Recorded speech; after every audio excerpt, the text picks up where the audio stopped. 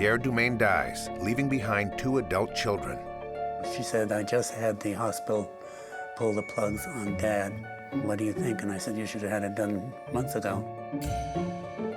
The content of his will triggers a feud over a family fortune worth $250 million.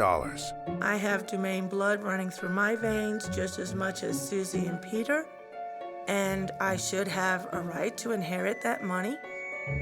A legal battle reveals a sordid family history of rivalry, betrayal, and infidelity.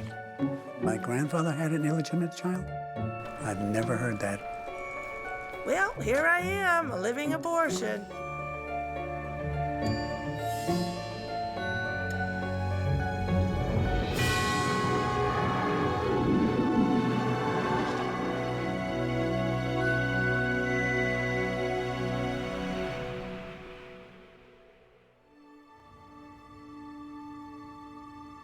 August 1987.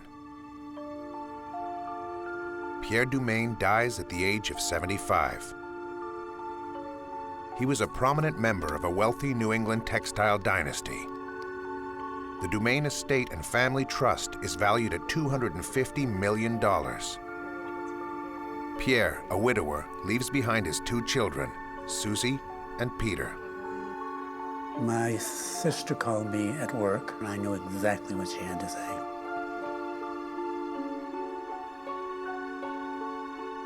She said, I just had the hospital pull the plugs on Dad. What do you think? And I said, you should have had it done months ago. When Pierre Dumaine dies, his family has already been torn apart for years. Along with his sister Susie, Peter is naturally in line to inherit from his father's estate.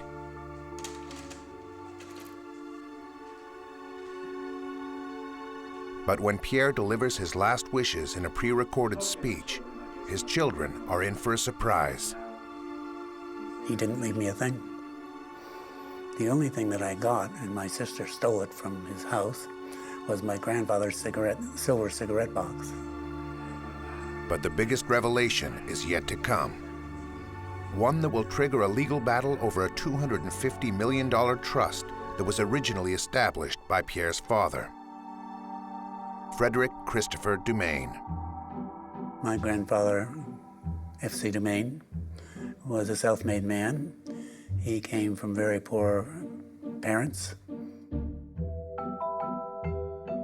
In spite of his modest background, F.C. Dumaine quickly rises through the ranks of the Amoskeag textile plant in Manchester, New Hampshire. By the time he reaches the senior position of treasurer in 1905, Amoskeag is one of the largest textile firms in the world. He was taught by his mother to save half of everything he earned, and that's how he started to amass a lot of money. As the years pass, F.C. Dumaine invests his money wisely. He takes control of a shipyard and a railroad, and by the 1920s, he is one of the richest Americans in his time. He was a legend in Manchester, New Hampshire, which is a company town. Charles de Grandpré grew up in Manchester hearing many stories of F.C. Dumaine.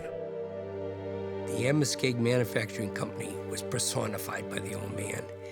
He ran a company town and ran it roughly, and he was not a loved man, and he was an autocrat. F.C. Dumaine imposes strict rules on his employees. They have to go to church every Sunday, they can't consume alcohol, and they have a 10 p.m. curfew. F.C.'s family is also subject to his moral values. Born from French-Canadian immigrants, F.C. inherits a conservative and religious attitude, values that would dictate how the family's wealth should be passed on in the years to come. He was very adamant about being very moralistic and that the right, proper thing is done. F.C. Dumaine is married to Bessie Thomas, the daughter of the revolutionary Isaiah Thomas. Pierre Dumaine is the youngest of their children. My grandfather had 7 children, 3 boys and 4 girls. There was Hatsy, who was the oldest.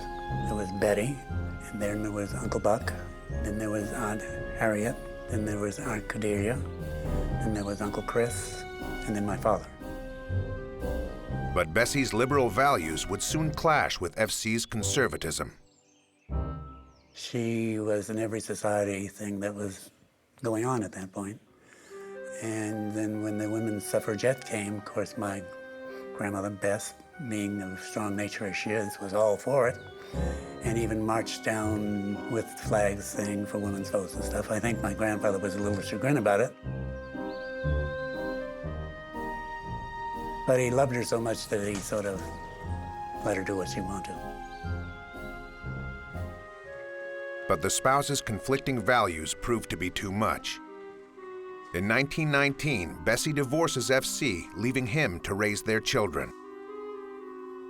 For Pierre, the youngest, his mother will be dearly missed.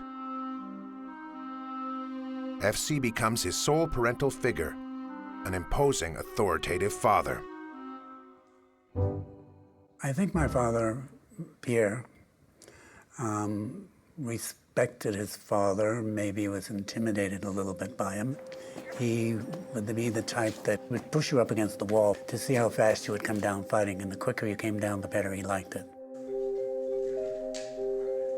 In 1920, with the help of legal advisors, FC Dumaine creates a trust to benefit his legitimate children and grandchildren. Frederick C. Dumaine had 7 children, but he placed and preferred his son, Buck Dumaine.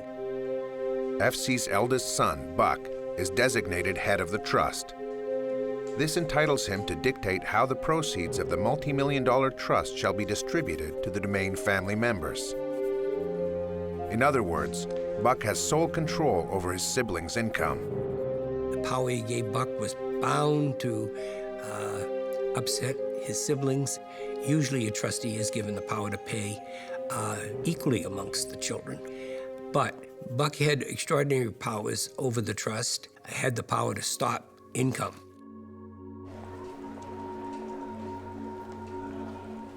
From a young age, Buck is given important responsibilities in the family business. As FC's eldest daughters are sent off to school to be formally educated, Buck stays behind to learn firsthand from his father how to run the company. He nurtured Buck along to take his place, which he well should have. He was the oldest son. 10 years later, Pierre, the youngest son, follows in the footsteps of his brother and gets involved in the company business. Buck is now in a senior position in the company and on the brink of taking over from their father. My father, Pierre's relationship to his brother, Buck, was strained. Company secretary Evelyn Humphreys finds herself in the middle of the power struggle that quickly emerges between the two brothers. Even though Buck is married, he relentlessly makes advances on her. Advances that irritate his brother Pierre. Evelyn's connection to the Dumaine brothers would have a profound impact on later generations. Pierre eventually marries. He and his wife Margaret have 2 children, Susie and Peter. But Pierre struggles to be a nurturing father. Well, my father, I don't know whether he knew how to be a father, and not that kids come with instructions. Seeking a father figure, Peter turns to his uncle Buck. Buck and I seemed to have a rapport that we were able to get along. Buck's tough attitude pleases young Peter, who for the same reasons enjoys spending time with his grandfather. The one thing that I always remember is walking into his house and that smell of cigar tobacco. First things I remember, he used to call me Johnny, and he used to get so mad because I'd say my name is Peter. And I think that's one of the reasons why he liked me so much. I wasn't going to take any guff from him. Peter visits his grandfather frequently, and FC teaches him one of his favorite pastimes, riding horses. I could be put in the saddle and not even let the stirrups down. That's how little I was. And we would ride down into the woods, and then we would stop, and he would lift me off the horse and set me on the trunk of a tree or something, and he would tell me different stories. One story in particular remains with Peter to this day. Grandfather always used to like to go riding with his children in the morning. And that's one reason why when I think it was Theodore Roosevelt asked my grandfather and grandmother if they wanted to spend the night in the White House, that my grandfather reneged and said he had to get home and ride with his children, and my grandmother was furious. Growing up, young Peter becomes very close to the Dumaine patriarch. But in 1951, the old man's health quickly deteriorates. Sensing his death is near, FC calls his grandson Peter to his side to give him one last piece of advice. Grandfather did tell me that towards the end of his life. Don't ever get a woman pregnant or you'll be cut off. So I took that quite to heart, believe me, quite to heart. It would take decades before Peter would grasp the full magnitude of this warning. A few weeks later, the patriarch dies, but his moral values stay well alive in the family. Buck now assumes the role of patriarch, and it would not be long before Pierre, who is nicknamed Spike, goes to court to dispute his brother's mismanagement of the family trust. Spike contended the trustees, mainly Buck, had misused their powers in the way they invested their money for their own benefit. From their young age, Pierre and Buck's relationship had been marked by rivalry. But this confrontation would leave deep scars in their relationship forever. Pierre loses the case, and Buck retains his ultimate power to run the Dumaine Trust. But the two brothers will soon embroil themselves in another battle. And this time, it's not over money. It's over a woman. I think a child knows something's going on. And my sister and I knew something was going on.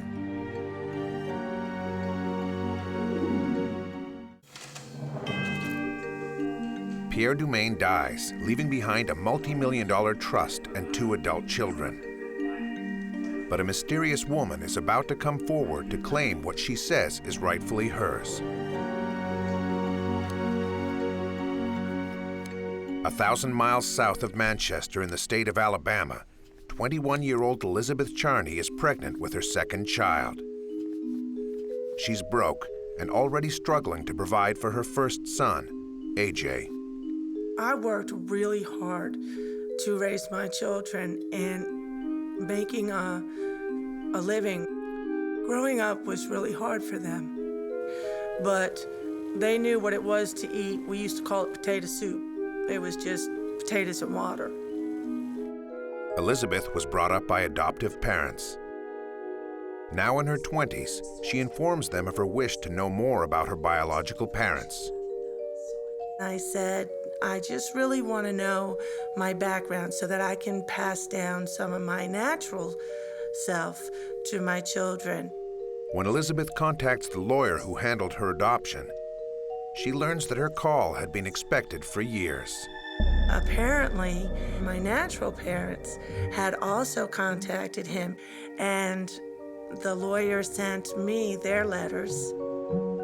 Elizabeth is able to arrange a meeting with her natural parents.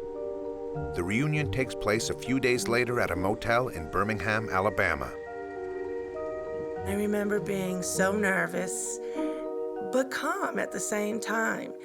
And we went into the hotel parking lot, and I saw this man, and I just knew instantly that he was my father.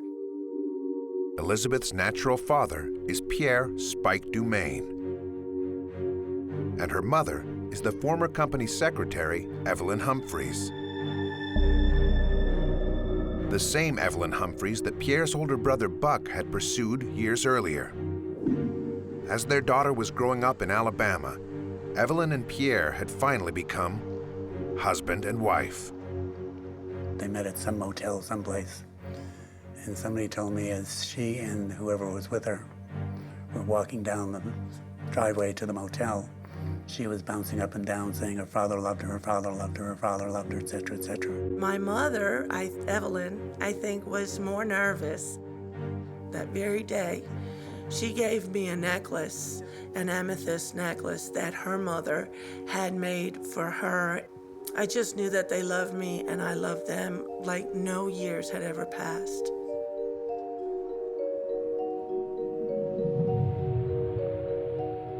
Pierre and Evelyn soon arranged for Elizabeth to fly to their estate in Maine. I remember getting off the airplane in Portland, Maine. Daddy was there to pick me up, and when we drove up to the house, it was very nice, very, very nice house. I didn't really give thought about money or anything. Pierre and Evelyn explained to Elizabeth how they were forced decades earlier to give her up for adoption. In those days, Evelyn was working as Pierre's secretary. My father was having an affair with my mother, and she got pregnant with me. But Pierre is married to Margaret at the time, and the baby is soon perceived as a threat to the respectability of the Dumaine name. I was a change-of-life baby, so it was kind of a surprise to everybody. As patriarch of the Dumaine family, Buck reacts strongly to the news of Evelyn's pregnancy. My Uncle Buck was very upset about my father's infidelity. They were not willing to abort me, even though it was illegal. People with money could do those things, and they weren't willing to do that. Buck exercises his authority over the family trust to put pressure on his brother. There was in the trust a morality clause, and Buck used that to cut my father off. And so my father actually sent my mother to Europe, supposedly on business, for about 8 months, and then brought her back to New York City, where I was born on January 19th, 1956, in French Hospital, New York City. Payments were resumed to Spike by Buck, but the lesson had been learned that they all should stay in line or they would lose the income of this enormous trust. Shortly after her birth, Elizabeth is adopted by Nelda and John Scudder. They will never keep Elizabeth's adoption a secret from her. My mom and dad, Scudder, were some of the most giving, generous, loving people. And as I get older, I realize that they always read to us as children. And one of the books they read was The Chosen Baby, which is about adoption. I still have the book. And it talks about adoption, and they explain that I was the chosen baby and that I was adopted. In March 1961, Pierre divorces Peter and Susie's mother, Margaret. And only 1 week later, he marries Evelyn. Elizabeth discovers that they were thinking of her at the time. They went to Virginia to get married because Virginia is one of the states that when a couple gets married and already has a living child born out of wedlock, the marriage legitimizes that child. Pierre and Evelyn then make a gesture to Elizabeth's adoptive parents to ensure her financial security. They had tried to set up a trust for me when I was 5 or 6 years old. And Mom and Dad Scudder said they would take the trust, but it had to be split between Henry, my adopted brother Henry, and myself. And they didn't, want to do that. And so they never did set up the trust.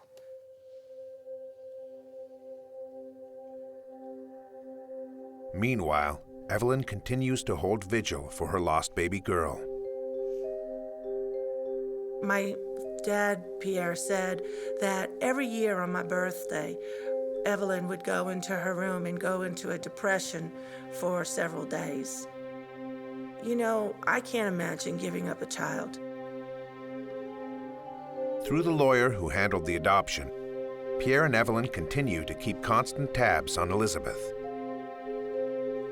The lawyer knew the Scudders, and so the lawyer kind of played a go-between. So Evelyn knew all about me growing up. She even had some of my report cards. They knew everything about me. Now reunited with her parents, Elizabeth is adamant she is not interested in the Dumaines' wealth. I would never ask my dad or mom for anything. They offered. They offered to fly us up to Maine, which they did. I wasn't calling all the time, and I said, I just can't afford the phone bill. And they said, don't worry, call collect every day or every week, but we want to hear from you. That was Dad's thing, you need to call every week. I knew they were comfortable. I'm not stupid, not totally stupid. I mean, I was very naive, but I would never even dream of asking them for anything. Honestly, the most important thing was having that complete self of finding my dad and my mom. As the years pass, Elizabeth spends time with her parents and discovers details about the Dumaine dynasty. We would spend a lot of our time, or most of our time, sitting and talking, and they had a fireplace in there. Pierre would tell me stories, so many stories about how Grandpa started as an errand boy and worked his way up. And I think that meant so much to him because it was the promise of America, that you could become anything.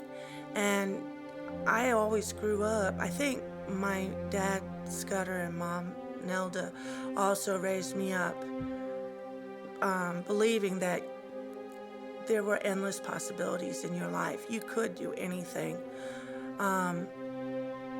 But that meant a lot to my dad, Pierre, that his dad started out as an errand boy and ended up owning these companies and becoming one of the wealthiest men in the United States and having correspondences and socializing with the presidents.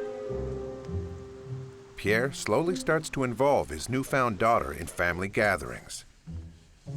At some point, he specifically arranges for Elizabeth to meet her half-sister, Susie. Elizabeth still remembers the discussion they had when they went for a walk that day. She was nice, but she said, I thought you were an abortion. I knew that Evelyn was pregnant with you, but I thought they had an abortion.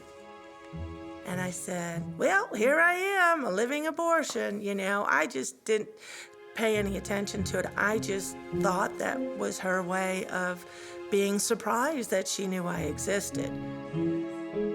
Gradually, Susie starts to warm up to Elizabeth and her sons. I remember my sister, Susie, coming to visit, and AJ even called her Mama because it was uncanny how much we looked alike. My dad talked a lot about Susie. He loved Susie. He, shared a lot of things about her. But Elizabeth's half-brother Peter is conspicuously absent from her father's life. Dad told me he was angry at Peter for siding with the opposite side of the family. Peter has never forgiven his father for cheating on his mother. And the two men haven't talked to each other since Pierre's wedding to Evelyn. I felt my father was completely wrong. My sister, I think, made an effort to be more of a child to him.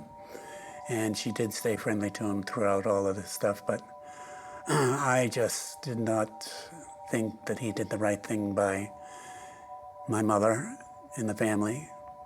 And even my mother said, well, Peter, you really should try to have a relationship with your father. At one point, when my sister was married and had 4 kids, her husband was fooling around, so she went up to my father so that she would have a place to stay.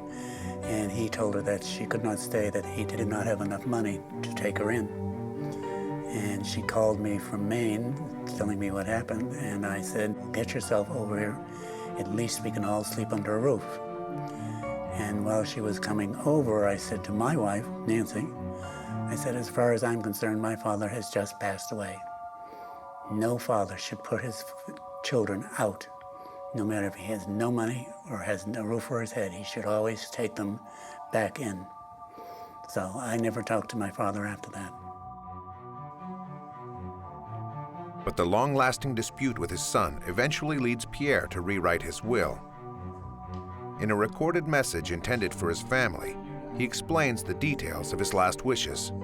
The will stated specifically that my sister and I were to inherit equally, and that Peter was not to inherit from my father Pierre's estate. But Peter is a fighter. Just like he did as a child, he turns to his Uncle Buck, who reassures him about the money. Everybody would say, Peter, you have no worries. Don't worry about it. And as Pierre ages, the Dumaine children are covertly getting ready for a battle. Dad was on his deathbed, and that's when she turned on me.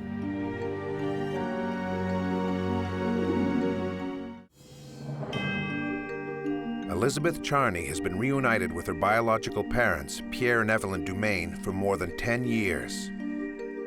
It's like a fairy tale come true. Her parents are overjoyed that she is back in their lives, but their health is failing.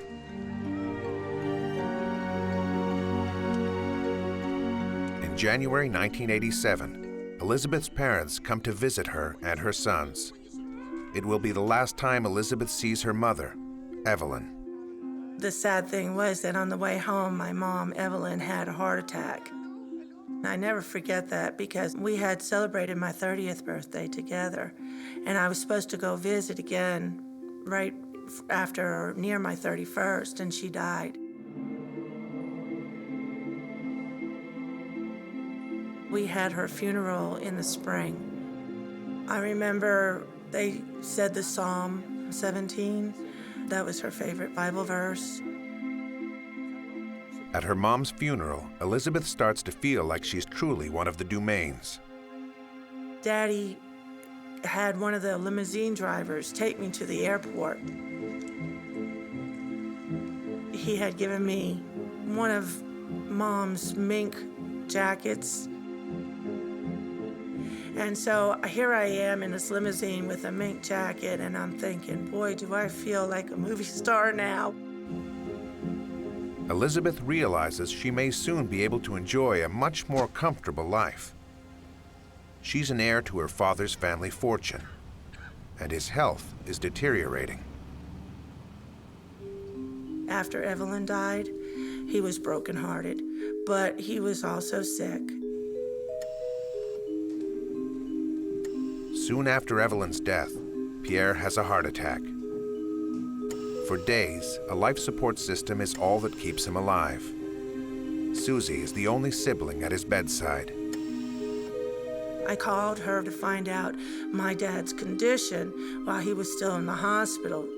She was curt and said, if you want to see him, you need to get up there, and basically hung up the phone. That was the last conversation I have ever had with her. Dad was on his deathbed, and that's when she turned on me. Elizabeth is en route to see her father when Susie asks for the respirator to be unplugged. Pierre Dumaine dies at the age of 75. I just felt like I lost one of my best friends.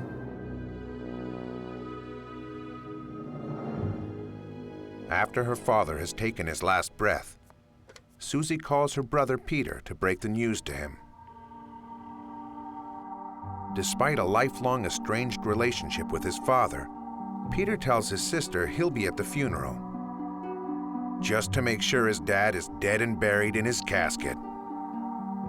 I said, well, I'll be up. She said, you're coming? I said, yes, I want to make sure he's in it.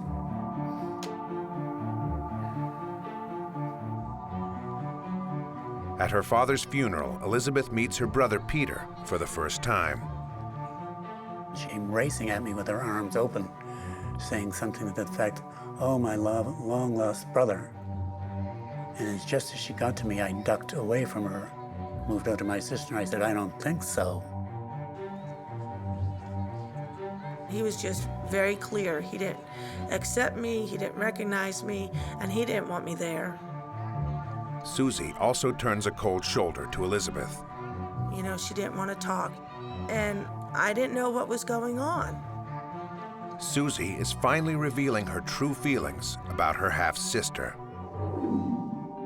The reason Susie had anything to do with me while Dad was alive was because Dad had said that if she did not accept me, he would cut her off as well. And the way that he obviously did cut Peter off, I suppose she was afraid that he really would. And now that Pierre is dead, Elizabeth is on her own. The family was supposed to go in the limousines. Well, everybody went, and my sons and myself were left behind.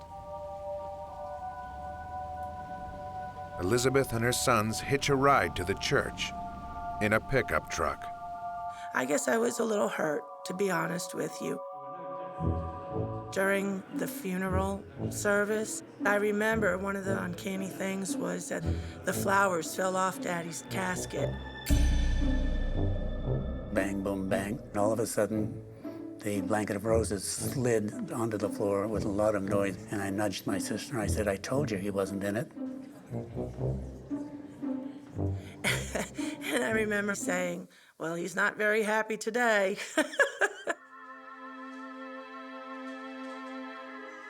Shortly after the funeral service, Pierre's children gather in a room to listen to the tape of Pierre's last wishes. As expected, Peter inherits nothing from his father's estate. When he died, he didn't leave me a thing, which is fine. I don't really care.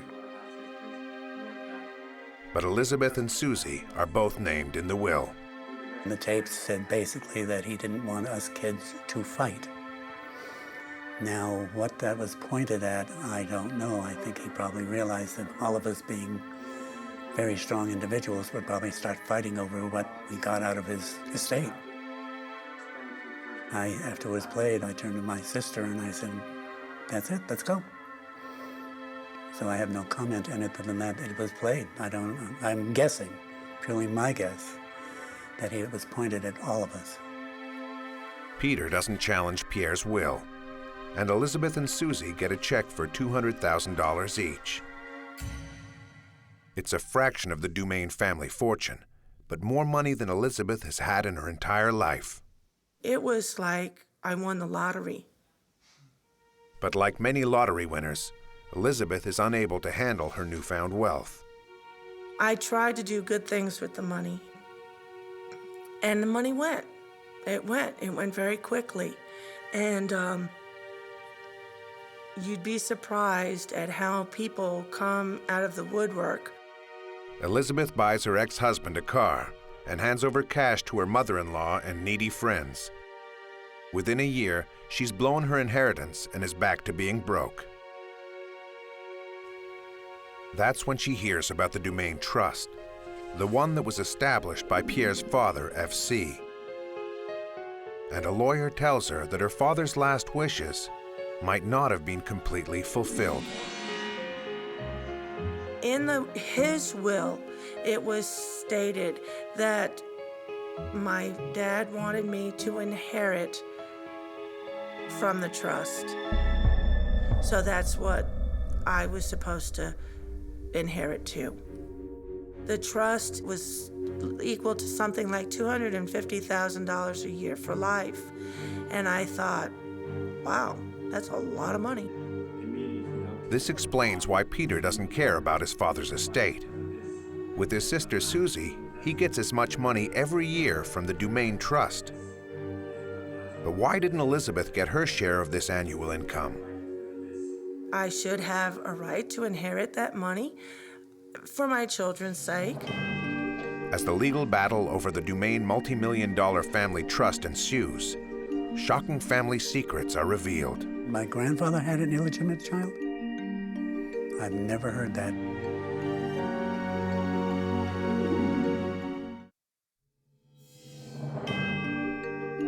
Pierre Spike Dumaine dies, leaving $200,000 to each of his two daughters, Susie and Elizabeth. But Elizabeth discovers that her father also wanted her to benefit from a family trust, where the real money is. If she can make her case, she stands to gain up to $250,000 every year for life. But her half-brother and sister, Peter and Susie, are putting up a fight. Elizabeth hires lawyer Mark Langan to fight for the share of the Dumaine fortune she's been denied. The first thing, upon meeting Elizabeth, I was just struck by how much she looked like her father.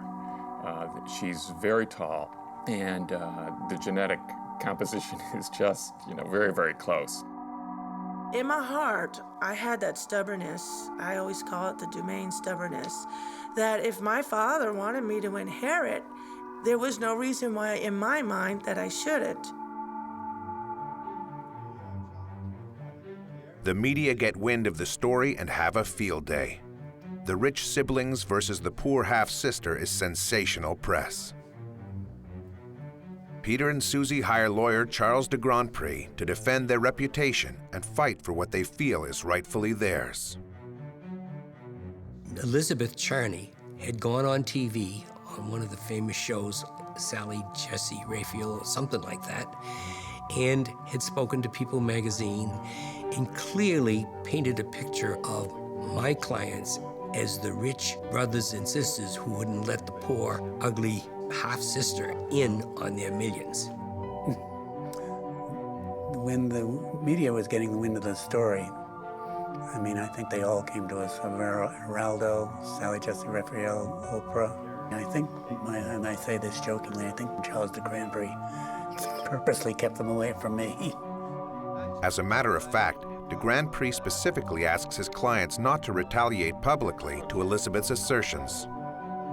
Public relations-wise, it would be a disaster.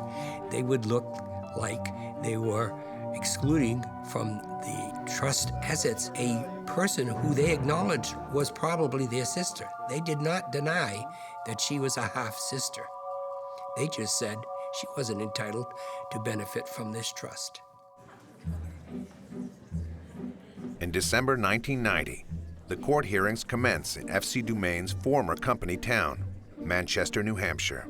We knew that with Mr. de Grand Prix representing Peter and Susie, it would be an uphill battle. Mr. de Grand Prix is one of the preeminent trust attorney in New Hampshire. I was extremely nervous. I was worried about what to wear and all like that.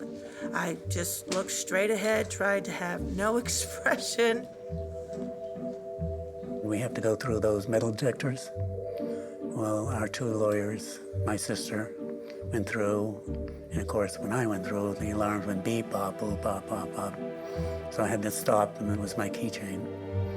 So anyway, I got through, and my sister and the two lawyers had already gone upstairs, and as I got to the top of the stairs, they were all laughing at me.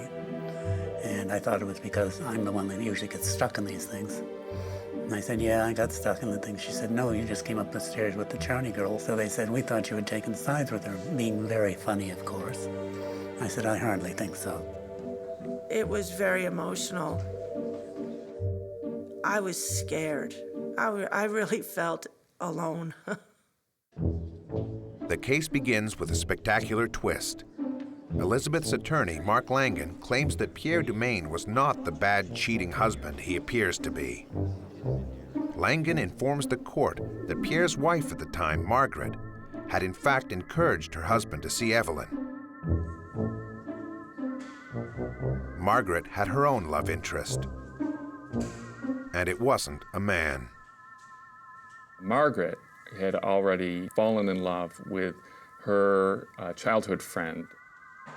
And so the relationship between Pierre and Margaret had ended, and therefore when Pierre began a relationship with Evelyn, it was done with Margaret's knowledge and consent. Langan continues to describe the lengths that Pierre went to recognize Elizabeth as his daughter. From his marriage with Evelyn in Virginia, to writing Elizabeth into his will as an heir to his estate and to the Dumaine family trust. The key point in our case was that every state, pretty much in the United States, has a statute that says that if the natural parents of children later intermarry, that the child shall be legitimate. The crux of our argument, that she was a legitimate child and therefore able to take under the terms of the trust. She is not legitimate. She was born when my father was married to my mother. My father didn't marry Evelyn until 7 years after she was born. So there was no way she could be legitimate. Or could she? After all, Pierre and Evelyn married in the state of Virginia purposely to legitimize their child. Our argument was that when Pierre and Evelyn married each other, that she was legitimate from birth, and therefore her property interest in the trust locked in.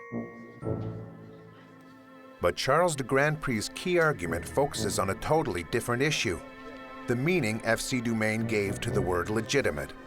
What did the old man F.C. Dumaine mean when he limited his trust beneficiaries to legitimate children?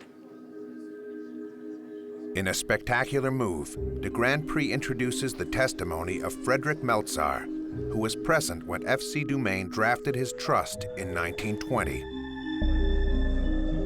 Frederick Meltzar said they had gone over each word. They had specifically discussed the term legitimate. Frederick C. Dumaine intended by that term, quote, people born to parents who were married or subsequently married before their birth. This was the old-fashioned legitimate because Frederick Dumaine was, quote, of the old school, unquote, a perfect picture of the old man. The court will have to decide if the modern legal definition of an illegitimate child prevails over the meaning that F.C. Dumaine had in mind when he drafted his trust in 1920. And one question remains: why was F.C. Dumaine so focused on the issue of illegitimacy? Realizing that her chance to inherit millions is at risk, Elizabeth does the unthinkable. During the fight for the trust, at one point, Mark thought that if my mom and dad Scudder, John and Nelda, I don't know what the legal terms are, but like went and said that they reneged on the adoption, that it would help. And you know, that's pretty hard to even ask to do, but I did. And they were even willing to do that if it was what I wanted. And I didn't want that. But I was just trying to inherit from my father Pierre's wishes. I just could not do that to my adopted parents for any type of money. I don't care if there was hundreds of millions of dollars. To throw that into the face of people who had cared for me and loved me and taken care of me, I just couldn't do that. So that made me think the type of girl she was. You know, that had to hurt. I know that now. As a mother, I couldn't imagine my kids saying, you know, I just want to say that you're not my mother to people. Is that okay? And because she didn't birth me, but she was my mother. I am as much Evelyn as I am Nelda. Just because I don't have Nelda's blood, I hope to be as good a person as she was. I try to be what she was. She was so smart and so giving. And I really miss her. I really miss her. As we got ready to make our arguments, someone told me that F.C. Dumaine had himself an illegitimate child and thus wanted to make sure no illegitimate children ever benefited from this trust. When I learned that fact, I just didn't know what to do. Should I mention it in the court argument I was about to make? The old man, F.C. Dumaine, is about to be unmasked. But will his past transgressions help Elizabeth's case? We estimated that Elizabeth would stand to gain about $10 million.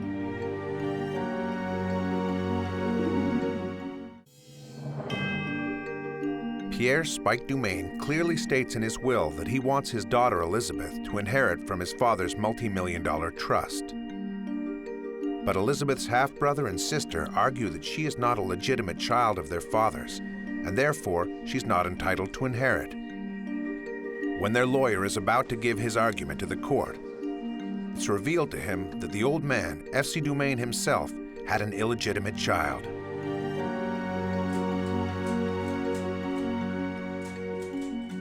There had always been rumors that FC and his secretary were very close. When he would travel up to Manchester, he'd leave his family home and he'd stay up there several days. In spite of all their differences, F.C. Dumaine and his son Pierre had something in common after all. Spike's behavior almost mimicked FC's. Minutes before his closing argument, de Grand Prix realizes it's too late for him to factually prove F.C. Dumaine had any illegitimate children. But it sheds light on why the old man wrote his trust the way he did. My bet is F.C. Dumaine had an illegitimate child. And that's why that unusual, very, very unusual language was put into that trust. Because F.C. Dumaine wanted to make sure his illegitimate child did not take under his trust. Finally, the judge renders his decision, and he doesn't mince his words. When the court declared in the answer from the judge, it says, that I am a legal bastard child. That just really, I cried a lot over that. Not because I was ashamed of my parents or ashamed of who I am. It just kind of hurt. It still does. And I always tell my children, I don't want them to cuss at all, but if they ever say anything, they're never to say that word, because that just kind of hits home, The judge adopts the old man's definition of the word illegitimate. And the court rules that the old man Dumaine's wish prevails over that of his son Pierre. Elizabeth and her two sons, Robert and AJ, will never receive a penny of the Dumaine's multi-million-dollar trust. It may seem unfair, but that's what F.C. Dumaine dictated. I've got thick skin, and I'm over it. If Dad Pierre was alive, he'd be right back in court somehow. He would not have allowed them to rest, I think. He would have fought it all the way. We always wondered, why did Spike Dumaine, during his lifetime, not legitimize Elizabeth Charney? Spike Dumaine could have gone to court through a procedure and made her officially his legitimate daughter. Had he done that, she would have had a much stronger case. I don't think he ever gave it any thought, frankly. I don't understand why Susie and Peter fought me. That kind of money, surely, even a little bit of it, are they really going to miss it? But that's not my say. That was the court's decision. My dad did everything he could so that I would inherit. The courts decided that I wasn't entitled to inherit, and Susie and Peter never have contacted me, made it clear that they don't want any part of me, and I hope that they're happy, but honestly, I think they lost out knowing me and knowing their nephews. I don't really care to have a relationship with Miss Charney. If I wanted to make friends with my so-called half-brothers, I think I would approach them on, yes, I'd like to be your brother, but I have no claim to your trust. and I'm not making a claim to your trust. I will always be a Dumaine. I have Dumaine blood running through my veins just as much as Susie and Peter. My children have as much as their children, and nothing can change that. Not $1 can change that. To this day, whether the old man F.C. Dumaine really had an illegitimate child remains a mystery. My grandfather had an illegitimate child. I can't imagine who it would have been. Did F.C. Dumaine, that famous, staunch Yankee, wander off the path and himself fall to the sexual mores of the day? I would love to know the answer. Wouldn't we all love to know the answer?